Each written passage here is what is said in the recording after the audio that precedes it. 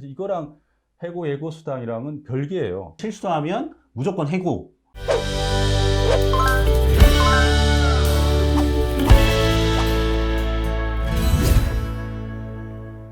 노동자를 가장 이롭게 하는 상담, 오늘도 박성호 센터장님과 함께 시작하도록 하겠습니다.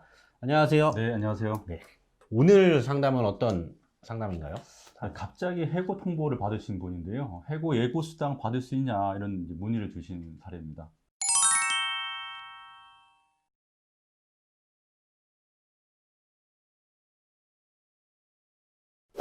해고 예고 수당은 당연히 받을 수 있는 거 아닌가요? 일단 해고 사유를 모르기 때문에 정확한 답변은 좀 어렵습니다만은 본인의 어떤 중대한 귀책 사유로 해고된 경우가 아니라면 일단 해고 예고 수당 받을 수 있다 이렇게 말씀드리겠습니다. 그럼 해고 예고 수당은 어떤 때에 받을 수 있는 건지 설명 좀 해주시죠.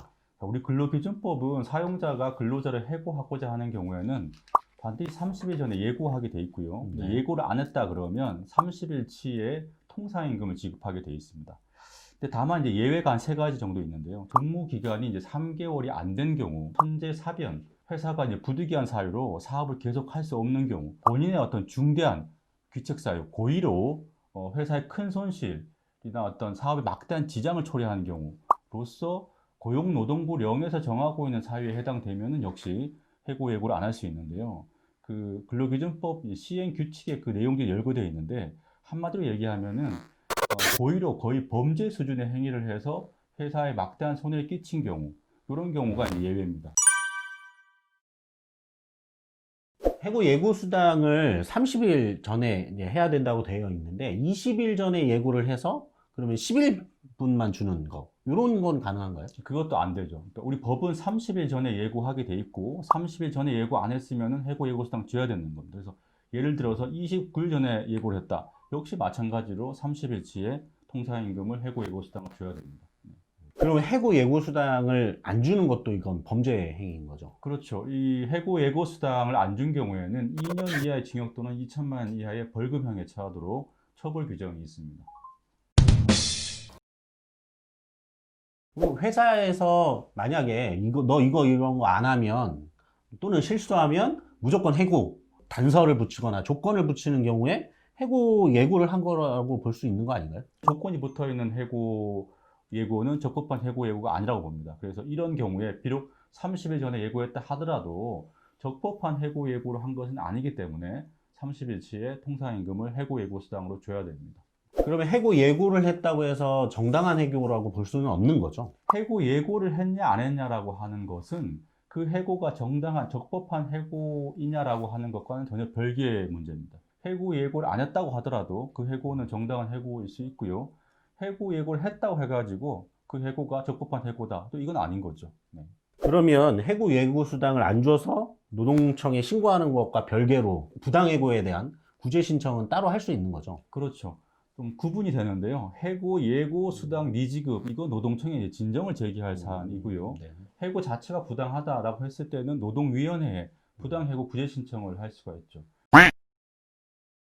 노동위원회에 부당해고 구제 신청을 해서 뭐 이긴다면 해고 기간 중에 이제 임금을 받게 되잖아요. 그러면 해고 예고 수당은 반환해야 되는 건가요? 원칙적으로는 그렇지는 않습니다. 해고 예고 수당은 해고 예고를 안 했기 때문에 발생하는 당연한 금품인 거고요.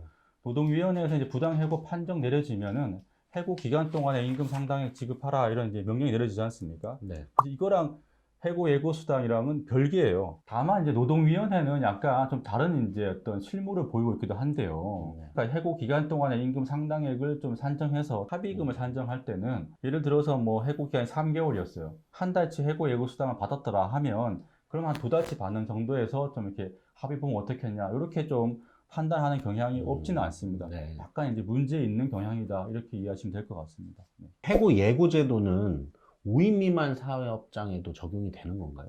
잘 아시다시피 이제 부당해고 금지제도 근로기준법 23조 1항은 네. 5인 미만 사업장은 적용이 안 되지 않습니까? 네. 그래서 5인 미만 사업장에서 해고된 노동자들이 노동위원회에 구제 신청도 못 하는데요. 네. 그런데 이 해고 예고 제도는 5인 미만 사업장으로 적용이 됩니다. 그러면 노동청에 진정을 낼 때 뭐 좀 주의해야 될 점 이런 것들을 좀 소개 좀 해주시죠. 그 앞에서 그 해고 서면 통보제도 우리 방송할 때 그때 한번 언급드린 적이 있었는데요. 해고 예고 수당 못 받아 가지고 노동청에 신고하는 경우에도 또 많은 사용자들이 특히 5인 미만 사업장이면 더 많을 수도 있는데요.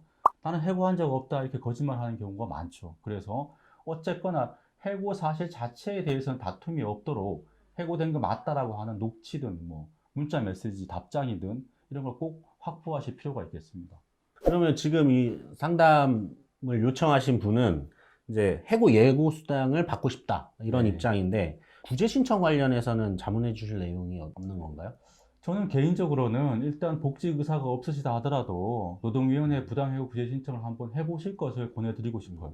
왜냐하면은 일단은 이렇게 함부로 해고하는 사용자에 대해서 좀 경종을 울릴 필요도 있겠고요. 네. 또 한 2달 정도 걸리는 이 구제 신청 절차가 좀 번거롭고 귀찮을 수는 있지만은 복직 의사가 없다 하더라도 이겼을 때 해고 기간 동안에 임금 상당액을 받을 수 있는 실익은 있어요. 그런 점도 좀 참고를 하시고요. 또 한편으로는 해고한 게 맞냐 안 맞냐 좀 다툼이 있을 때 그럴 때는 노동청에 해고 예고 수당 미지급으로 진정하는 것과 동시에 노동위원회에 부당해고 구제 신청을 하시면 어쨌든 좀 실무적으로는 좀 뭐 뭔가 합의 같은 걸 노동위원회에서 이제 제안을 하면서 네. 조금 더 나은 결과가 나올 수도 있습니다. 그런 부분은 참고하시면 좋겠습니다. 네, 오늘 상담 사례와 소개 그리고 자문은 여기까지 하도록 하겠습니다. 오늘도 수고해 주신 박성훈 노무사님께 감사드립니다. 네, 고맙습니다. 감사합니다. 네.